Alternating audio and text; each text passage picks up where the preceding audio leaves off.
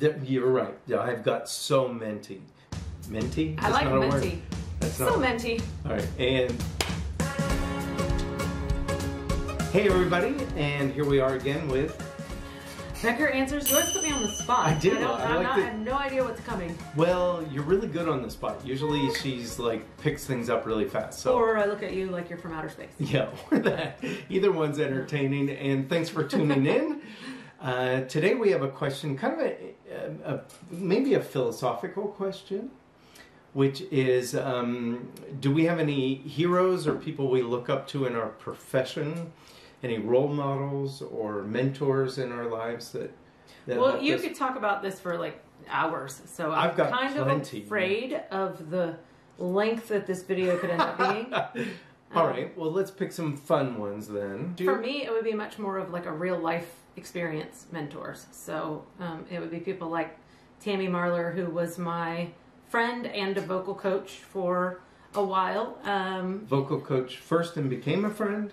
No, well, yeah, she was kind of a mentor. She was, I performed in this group back in my pageant days, and we went around our state performing as a collective. We were called the Miss Oklahoma Troupe, and Tammy was a part of that too. I mean,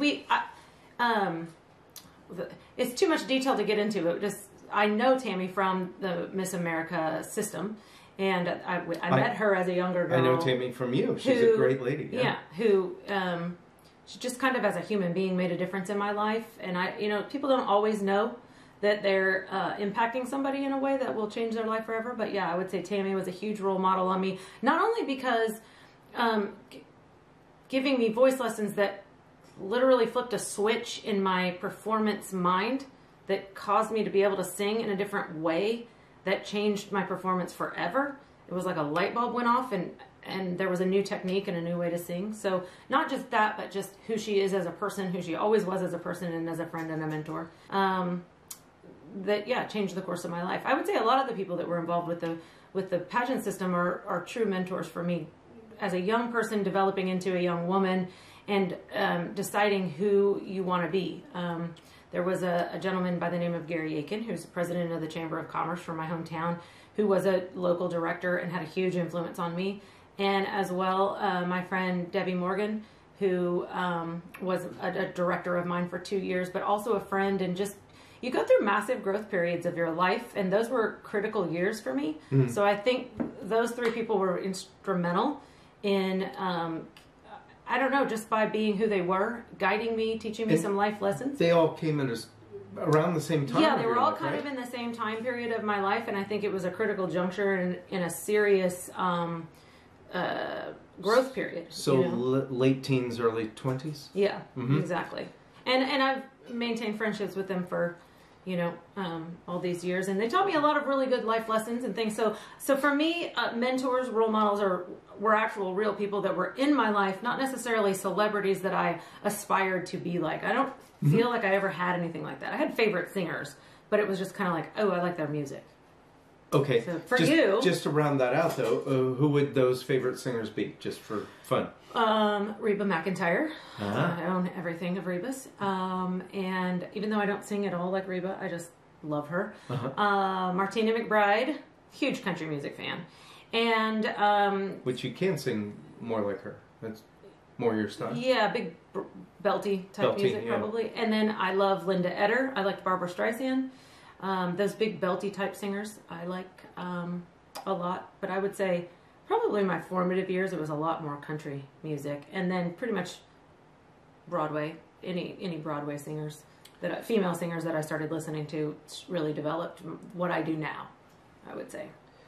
So okay, that's fascinating, and it's probably worth saying if you're a young person in your teens, early 20s. It's probably worth looking for a mentor because it can make a big impact on your life.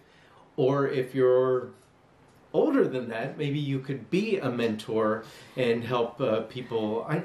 I know there was a point in my career where teaching became as important as performing. That role became important. And I mean, ultimately, I would say I'm very blessed. I have amazing parents, and my father and my mother both served in different roles and different capacities in the formation of who I was as a human. And I think I have the greatest parents on earth. But I realize that not everybody is that blessed. And for people who may have had a difficult childhood, maybe currently have a difficult childhood, seeking people in your life who are role models can really positive people can really change the direction and the course of your life. Because negative people can too in a bad way. So. Exactly. And I think, I mean, you know, you have had wonderful parents, but that they were in their way not sure about your magic career. No, they were not. So they did not like that Well, idea. they were wonderful people. They were like, you need a different career. So interestingly, yours is probably more professionally driven because you really needed those sorts of role models for your profession. I did, yes. I didn't get that kind of support at home. And funny enough, once I became a parent, I understood that perspective way more. Because they're looking at you like you're smart. You sure you want to do magic tricks for a living? That might not pay your bills. Right, yeah. And in I bet a lot of people watching can relate. In their world, they didn't know anybody who did be able to support themselves in show business, particularly in the magic business. So, but they were always great at watching you perform and letting you. Yes. I just picture your mom, all the magic tricks you performed for her. Before anybody else saw them, they had to pass my mother. Exactly. Yes. And she had to watch all of it. The good, the bad, and the ugly. Yeah. And there was plenty of bad and ugly. It's hilarious. Yeah. But I figured, and she became a very tough critic. Like, ask me to pick a card. Okay. Pick a card. Okay. She'd be like, see it? Pick a card. She'd be like, okay. And it was like almost impossible. You'd be like, Mom, nobody does that in the real world.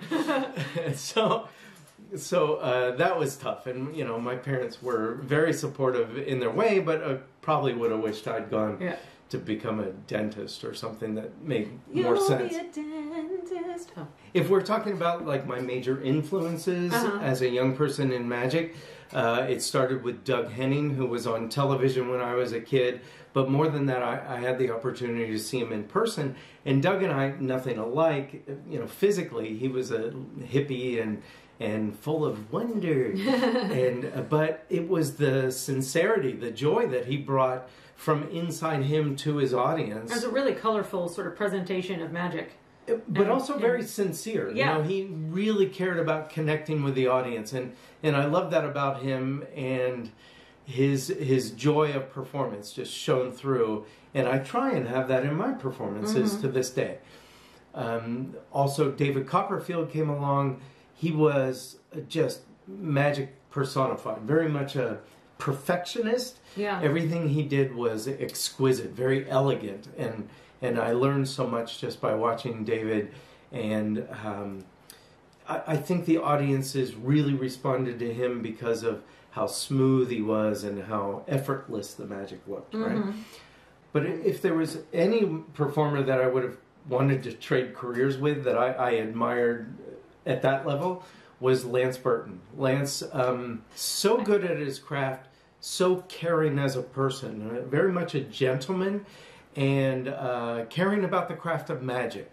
So he was always somebody, and much closer to my age, so I could relate to him, and as a role model, even though my magic show was nothing like his, the way he presented himself, I admired. And funny enough, one of my biggest role models is now one of my best friends, has nothing to do with magic. It is Ron Lucas, the ventriloquist. When I first saw Ron, I think he was on The Tonight Show with Johnny Carson back in the day. And all the ventriloquists before Ron were very similar. They had these little wooden dummies that you know, Charlie McCarthy kind of looked to it. And Ron came along with these soft puppets, kind of like Muppets, that he was manipulating and bringing to life. And it was so fresh and so different than anything else I had seen. I looked at him and I said, I want to do what he's doing with ventriloquism. I want to bring what he's doing to magic. I remember sitting across from Ron at one point, and he was practicing with the puppet, and it wasn't very long before I forgot that Ron was there and was interacting with the puppet, which I thought was a little... Bobbie's having this conversation. It's like having a conversation with a puppet, and at some point I thought, oh, well, that's a little crazy. But he's so good at it that you start to see this little puppet as a real, you know, being in your presence. It's wild. and that was part of what was great about Ron is he was improvising all that with Bobbie, completely. but he's really in the moment of his performance. Yeah. He's really connecting with the audience, and those are things I like. Real quickly, though, I did have 3 influential mentors in my career.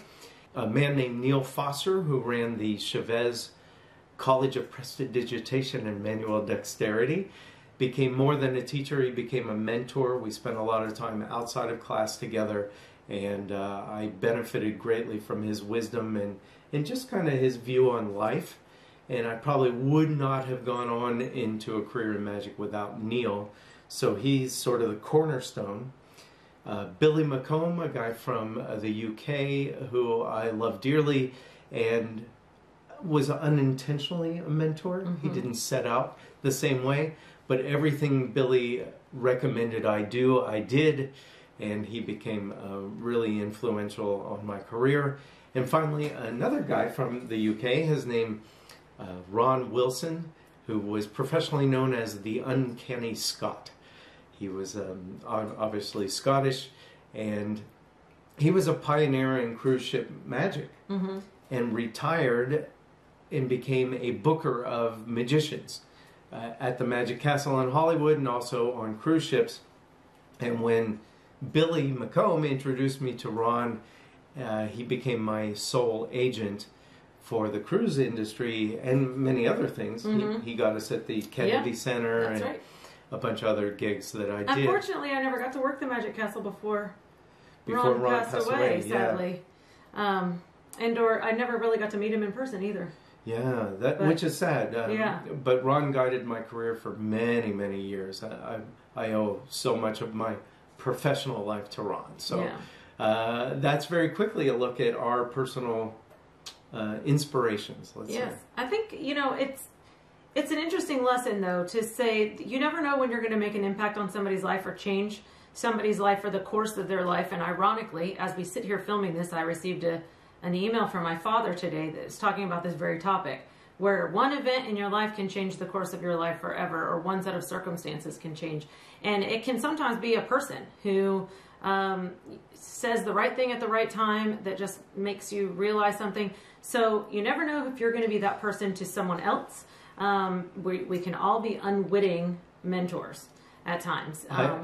Humbly, I've had a number of people come up to me and say, I'm doing what I do because I saw you when I was young, or I read a book that you wrote, or a piece of advice or something. Exactly. So you really don't know who you might affect in a positive or a negative way. So let's try to make it positive. That's where I was headed toward. Yeah, you never know. So using who you are, realizing you could impact others by your own personality is something to always keep in mind.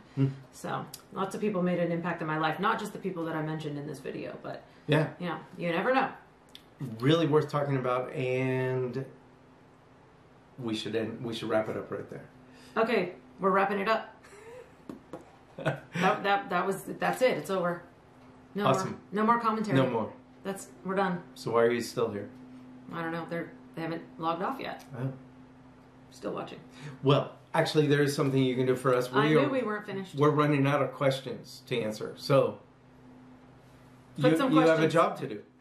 Put some questions in the comments. Right down below. Ask us some questions, because we'd love to keep in touch in this kind of weird and funky way, and we have fun usually making these videos. So, are you having fun? Yep. So I'm starting to get hungry again. So if you saw the one about us eating, that's about to take place again. These two things may happen. Yeah. For some reason, we always film these without eating. It's a very bad precedent to set. Right. Yeah. Anyway. Okay. Toodles, babes. All right. Bye. See you later. Ciao. I called everybody babes. Babes. Toodles, babes. Toodles. I've never even heard you say that before. Toodles? Came out. Bye.